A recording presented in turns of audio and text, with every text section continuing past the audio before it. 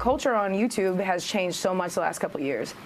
People are like the clickbait thing, the drama with each other. Like, I just want to stay over to the side and then just be in that category of inspiration. You know what I'm saying? Oh, okay, well, Amber's not in the drama or whatever. I'm just over in the inspirational category. Sure, and I think that, you know, yeah, it might, look, you might get a few less views, but I feel like it pays off. I feel like it pays off in other ways, though. It's like... It's a struggle for me. I haven't made, because I'm LGBT, I haven't made money on YouTube AdSense-wise. Like, I make 6% of what I used to make. And it's really sad. 6%? 6% on my ads. Wow. It's not just me. A lot of people of color, if you talk about social issues, if you're LGBT, a lot of us have been affected. So it's already caused me to look for other ways. And so, to be honest, my YouTube videos, I'm paying money. I'm not making money off it, unless I get a brand deal. But other than that, I'm working my butt off other ways now to be able to still make these videos because I feel a sense of responsibility too. Sure. Because you know, I can't just let them. Speaking of Connor, he actually did text me this morning a question that he wanted me to ask you, and it's basically what you just talked about there. He said, do you think YouTube is a queer-friendly place? Yeah, it's like yes and no. You know what's so crazy is like, queer people is what built that platform, like literally. Like that's where you could go. Like years ago, that you went to YouTube to find what your representation, because it wasn't in traditional media. And so it's just sad now that we're the ones that are being negatively affected, because the other ones that are the clickbaiters and the crazy ones and putting out vlogs that are just like, you know, controversial, I'm going to say that. That's where they're kind of pushing, because YouTube thinks that they're an advertising agency at the end of the day. They make their money off of our percentages of ads. So since YouTube now is allowing, you know, companies to come in and say, hey, what kind of videos do you guys want? Oh, only this one and this one? Cool, let's leave all these out. That's what's happening. And so then YouTube is also catering to them and saying, okay, we're gonna push this video, we're gonna put it up, so now the advertisers are happy. Because that's all they've been trying to do, is smooth over those companies that are paying for advertisement the last couple of years. Right, so, yeah. I mean, yeah, wow, that's crazy. So you just said you're making around 6% of what you used to make, and you said the words, because I think you said because I'm LGBT or you're an activist. How is I mean, first of all, wow. Right. Like, how is that justifiable? How is YouTube, how is that sliding under the radar? People are being affected like that. I mean, it's not. I mean, I've been approached a couple times to join lawsuits against them because it's obvious and there's like evidence, right? But I have been consulting for them for years, and I've been telling them this. Like, as a business person, right? I can step back and say, okay, these are all the reasons why this company doesn't feel like my audience is worth advertising too. But so I take a step back out of that, and I'm just like, okay, so you're catering to these businesses, but at the same time, as you have AT&T that wants to come in and only do these teeny bopper Disney rated G channels, you should even it out by bringing in the brands that want those LGBT. LGBT community, or the black community, spends trillions of dollars. So the fact that you guys are having a hard time bringing in advertisers to even out the playing field to make sure that we all get paid it blows my mind. Yeah. And it frustrates me. So I only want to join anything that would stop YouTube or to change things. I only would want to join something if I know it's going to change. It's not about money for me. Yeah. I just want to make sure that it's equal.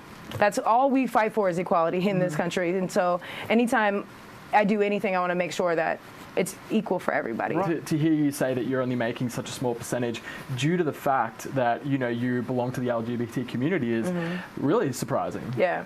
Because they don't feel like, at the end of the day, like YouTube loves me. They invite me to everything. I do everything for them. But like at the end of the day, they're just like, our advertisers don't prefer to be on LGBT content or someone that's talking about issues that negatively affect our society. That's just what it is at the end of the day. And I've just come to that conclusion, like, okay, well. Okay, so all right, so that's an interesting point. So it's more the advertisers have have a problem with the type of content you're highlighting. They shouldn't. Yeah. But that's the thing. I mean, you watched that video. I talked about my whole life, but at the end of the day, I just wanted someone to realize they don't have to be perfect to be great, right? Did you feel like that was advertisable?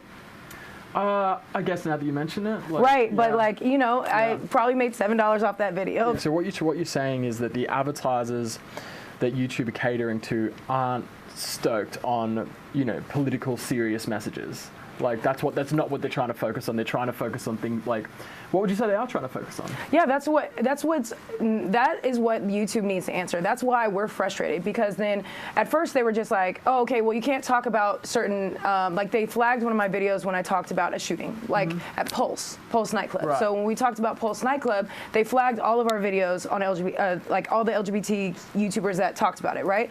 But then Fox has a channel, CNN has a channel, Jimmy Fallon has a channel, and they're talking about it, right? So then what makes a difference? So then later they came out and said, oh, it's because they're TV channels.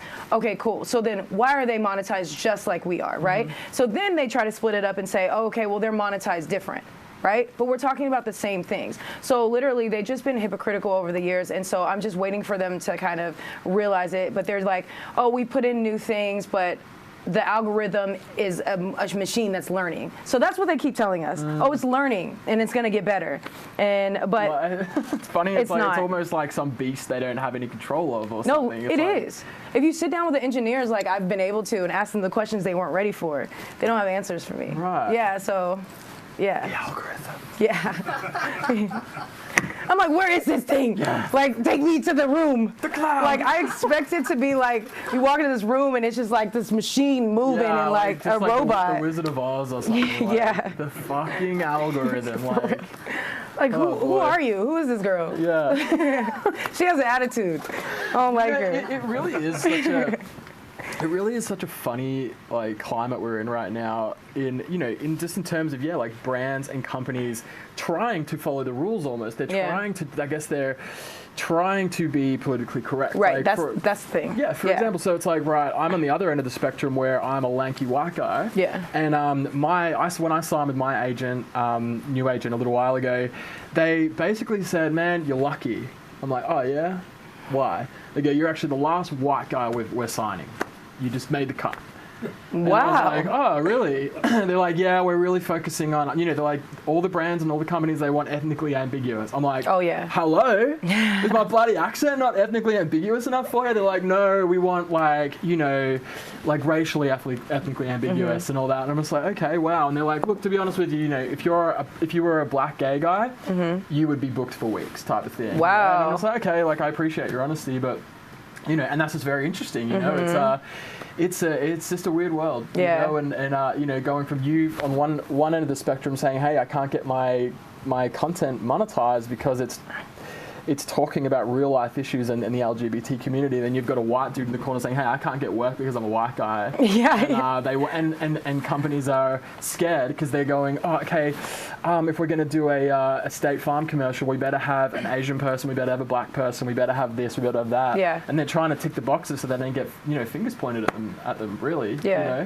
But I mean, that's actually kind of the point. It's weird. That's what I told YouTube. It's weird because now that I don't make money on YouTube, I started transition off of YouTube already. So now literally what I do is like get paid for brands to be that representative for them, right? I'm their activist at their event or I'm promoting their new thing. Like right now I'm working on Feeding America with Wells Fargo. The last week I went to Puerto Rico for Marriott because to talk about how much money they give to people that give back to the community, things like that. So I'm doing that outside of it. So that's why it's weird for me to be suffering on YouTube because I'm like, wait, I work with all these big brands outside of this.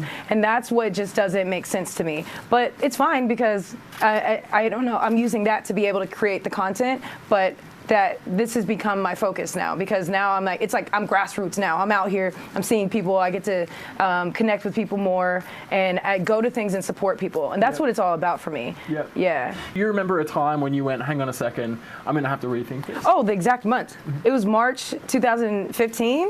Yeah. Okay, and a date. Yeah, literally. The middle of March, that's when the Adpocalypse happened. I remember I was looking at my account and it was in the middle of the month and I remember the day before this happened, I looked and it was my channel was making a couple thousand in the middle of the month. So it was cool. I was like, oh, I'm doing good. And March is usually a drop time, right? So I'm like, oh, okay, cool, I'm doing good. By the end of the month, so the Adpocalypse happened in the middle of the month, they took my money from me. So we can see on there how much we're making, right? At the end of the month, I made $150 that month. Wow. I was in the middle of the month, I was at a couple thousand. So it's like you literally went and stole what I had made that month. And that was like our first initial issue is like, it's like almost like you ripped from us because you were scared because the ads they pulled out, but you can't steal the money that we've already made. And so that was my first initial issue with them, is like the frustration of like, no, I know we can see how much we've made to this day. And so by the end of the month of me making 150, they might have pulled out, but it doesn't mean you guys don't owe us this money. And so that was the first thing for me. But I think the fight at the time that just got pushed to the top was, we know that you used filters of gay and LGBT to filter out our content and make this happen specifically to the gay community. So that became pushed to the top. And then later we were like, hey, yeah, where's that money you owe us? You know what I mean? But by the time it was just like too late. And so then it's just like, for me, I just feel like there wasn't enough, to make some noise. And so I just let it go. And I was like, okay, this is just a sign that I'm supposed to be already just to focus off the platform, because I had already started. Literally earlier that month, I had just signed with, at the time it was like Freeform or something, to do like some I think I was hosting a show. And so I already started. So then I was like, all right, this is a sign for me to push more over here in this way.